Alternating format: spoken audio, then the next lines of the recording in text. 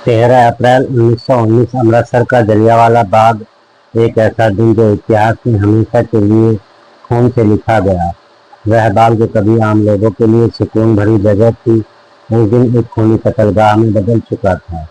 हजारों मासूम लोग, बूढ़े, बच्चे और औरतें अपनी आवाज सरकार तक पहुंचाने के लिए वहां इकट्ठा हुए थे। लेकिन उन्हें क्या पता था कि उनके लिए यह जगह कब्रिस्तान बन जाएगी। जनरल डायर एक नाम जो भारत के इतिहास में हमेशा नफरत से याद किया जाएगा। उसने बिना किसी चेतावनी के, बिना किसी रहम के निर्दोष लोगों पर गोलियां चलवानी शुरू कर दी। कोई बचने के लिए इधर उधर भागा, कोई अपनों को ढूंढने लगा, लेकिन चारों तरफ से बाग के दरवाजे बंद कर दिए गए थे। गोलियों की आवाज में चीखें दब गई, जमीन लहू से भीग गई, और जब बंदूकें शांत हुई तब तक हजारों लाश बिछ चुकी थी। वो लोग मर चुके थे, लेकिन उनकी शहादत ने न सिर्फ हिंदुस्तान को हिला दिया बल्कि दुनिया को दिखा दिया कि गोरे अंग्रेजों की असली सच्चाई क्या थी। इस बर्बरता का बदला लेने की आग हर देशभक्त के दिल में जल उठी, लेकिन इस शख्स ने इसे अपने जीवन का मकसद बना लिया। उधम सिंह। सालों बाद उधम सिंह ने इंग्लैंड जाकर उस आदमी को गोली मारी जिसे पूरी दुनिया इस नरसंहार का दोषी मानती थी। लेकिन एक सवाल आज भी हवा में तैरता है, क्या सच में उधम सिंह ने सही इंसान को मारा?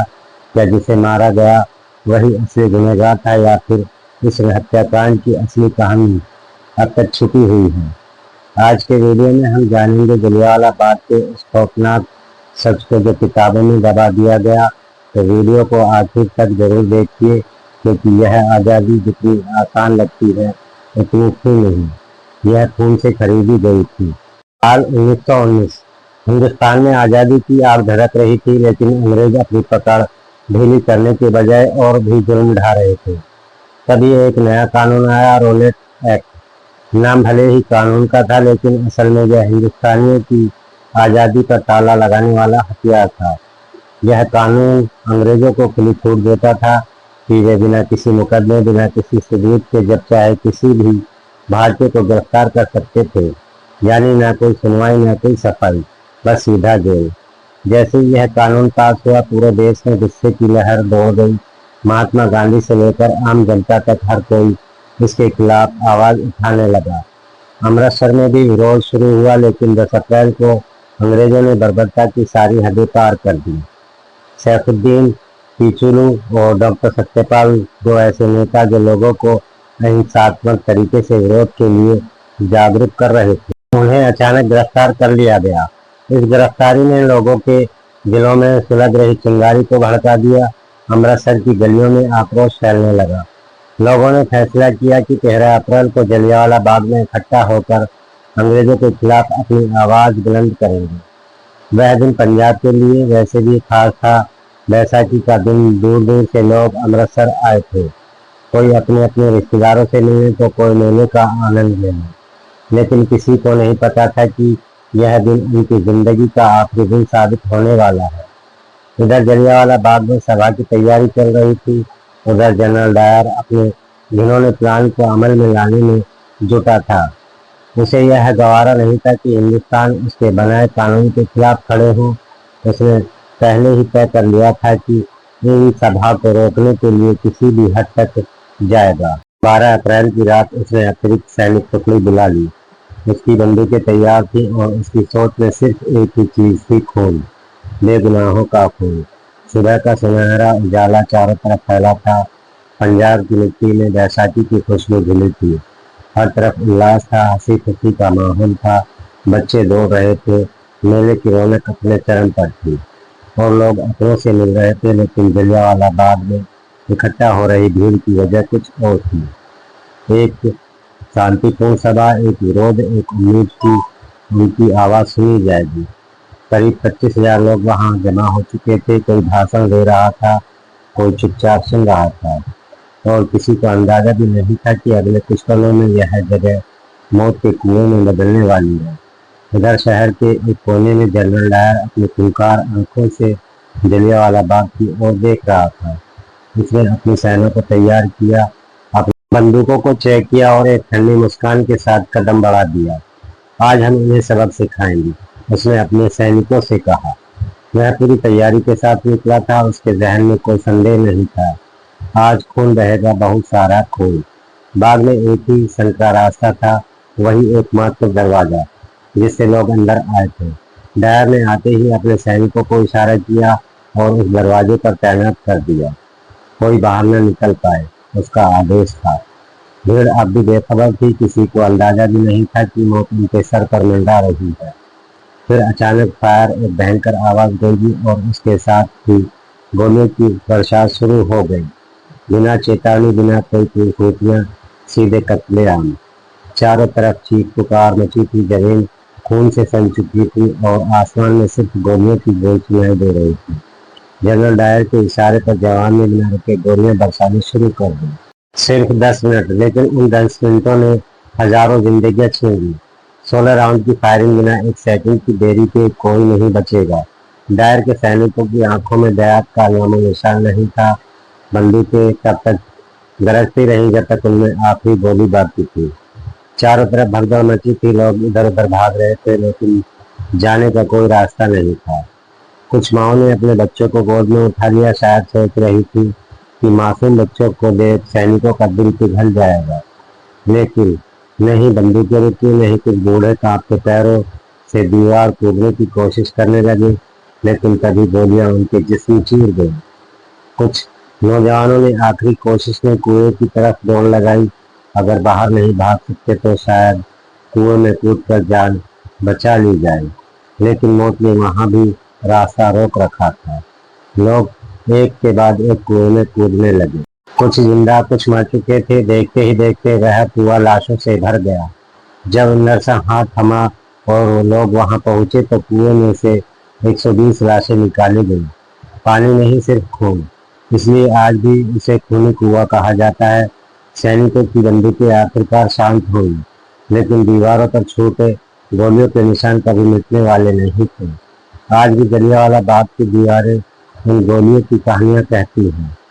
कहानियां उन बेगुनाहों की जो सिर्फ अपनी आज़ादी की बात कहने आए थे और जिनकी आवाज़ गोलियों की गड़गड़ाहट से हमेशा के लिए दबा दी गई। 10 मिनट की अंधाधुंध फायरिंग के बाद जब गोलियों की आवाज़ थमी तब जलियांवाला बाग मौत के सन्नाटे में डूब चुका था। हर तरफ लाशें बिछी थीं, घायल करा रहे थे और चारों ओर खून ही खून था। लेकिन जनरल डायर, वो तो इस खूनी खेल के बाद राक्षसों की तरह हंसता हुआ बाहर निकल गया। यह हुकूमत का असली स्वाद है। उसकी आंखों में दहशत नहीं बल्कि विजय का अहंकार था। वह सिर्फ जलियांवाला बाग तक ही नहीं रुका। अमृतसर की सड़कों पर जो भी भारतीय उसे दिखता, वह उसकी बंदूक का अगला निशाना बन जाता। अंग्रेज सैनिकों ने बेगुनाहों को अपनी तोपों के पीछे रस्सियों से बांध दिया और सड़कों पर घसीटते हुए ले गए, मानो वह इंसान नहीं, सिर्फ मांस के लोथर हो। इसके बाद अंग्रेज सरकार ने अपने आधिकारिक आंकड़े जारी किए। 349 मौतें, बस 349। लेकिन जो वहां थे, जो अपनों को खो चुके थे, वह जानते थे कि हकीकत में मरने वालों की संख्या हजारों में थी। पूरा देश हिल गया। हर तरफ इस नरसंहार की निंदा होने लगी। इस घटना की जांच के लिए अंग्रेजों ने लेफ्टिनेंट माइकल ऑडवायर को जिम्मेदारी सौंपी।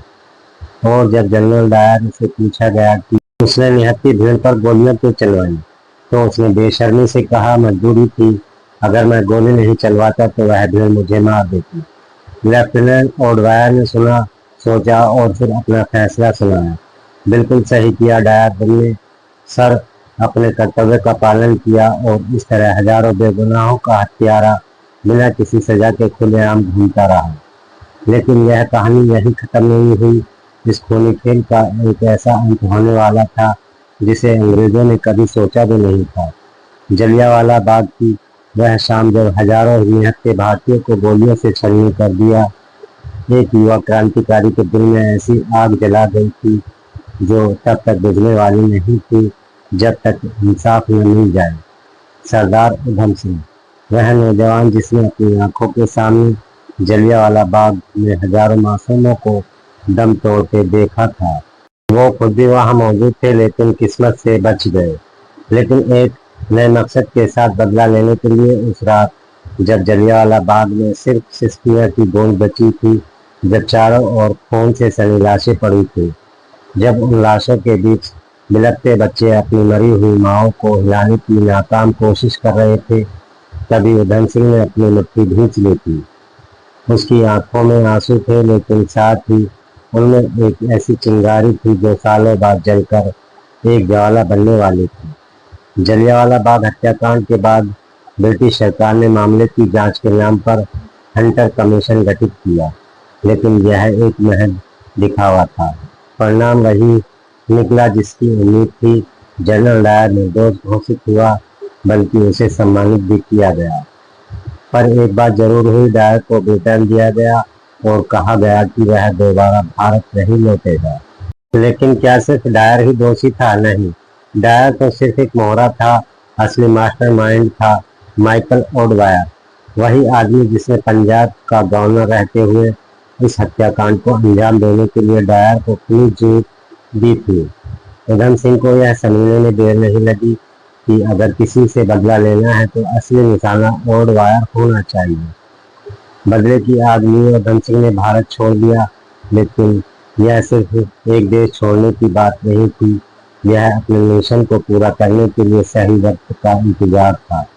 वह अफ्रीका गए, फिर अमेरिका, फिर यूरोप। कई सालों तक उन्होंने अलग अलग नामों से खुद को छिपा कर रखा। इस बीच उन्होंने क्रांतिकारी गतिविधियों से जुड़े कई लोगों से मुलाकात की। भगत सिंह से लेकर राजगुरु और सुखदेव तक सभी के साथ उनका गहरा रिश्ता था। भगत सिंह की सोच ने उधम सिंह को और भी दृढ़ बना दिया। इनकलाब जिंदाबाद यह नारा अब उनके जीवन का मंत्र बन चुका था। गरीब घर में जन्मे उधम सिंह के लिए इतना बड़ा बदला लेना सिर्फ जोश का खेल नहीं था, बल्कि एक मिशन था। एक ऐसा मिशन जिसमें हर कदम संभल कर रखना था। मिशन लंदन की तैयारी। उनके सिर से माँ बाप का साया पहले ही उठ चुका था। अब सिर्फ एक ही मकसद बचा था, माइकल डियोन का खात्मा। इस सफर की शुरुआत उन्होंने गदर पार्टी से की। यहीं से उन्होंने क्रांतिकारियों से जुड़कर अपने मिशन की प्लानिंग शुरू की। लेकिन लंदन तक का पहुंचना आसान नहीं था। पैसे चाहिए था, पहचान छुपानी थी और सही वक्त का इंतजार करना था। उन्होंने बढ़ाई का काम शुरू किया, फिर मजदूरी की और धीरे धीरे पैसे जोड़ने लगे। जब कुछ पैसे इकट्ठे हुए तो वह अमेरिका के लिए रवाना हो गए। वहां कुछ साल काम करने के बाद आखिरकार वह लंदन पहुंच गए। लंदन में उन्हें कोई पहचान न ले, इसके लिए उन्होंने एक होटल में वेटर की नौकरी कर ली। उसी होटल में वह माइकल ओडवायर की हर गतिविधियों पर नजर रखते, लेकिन अभी भी उनके पास वह हथियार नहीं था जिससे वह अपने मिशन को पूरा कर सकते। 21 साल का इंतजार और वह दिन उधम सिंह को अपने मिशन को पूरा करने में पूरे 21 साल लग गए, लेकिन उन्होंने कभी हार नहीं मानी। अब वक्त आ गया था। 1940 क्रैक्ट हॉल लंदन, यहाँ ईस्ट इंडिया एसोसिएशन और रॉयल सेंट्रल एशियन सोसाइटी की एक बड़ी बैठक हो रही थी। इसमें ब्रिटिश सरकार के कई बड़े बड़े अधिकारी मौजूद थे और सबसे अहम नाम माइकल ओडवायर। उधम सिंह ने अपनी पिस्तौल एक किताब के अंदर छिपा ली थी।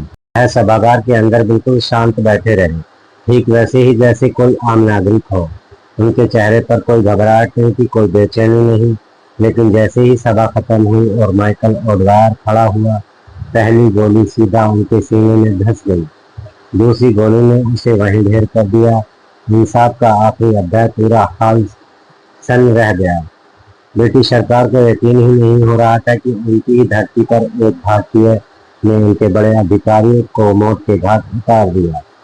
उधम सिंह ने भागने की कोशिश नहीं की, उन्होंने खुद को गिरफ्तार होने दिया।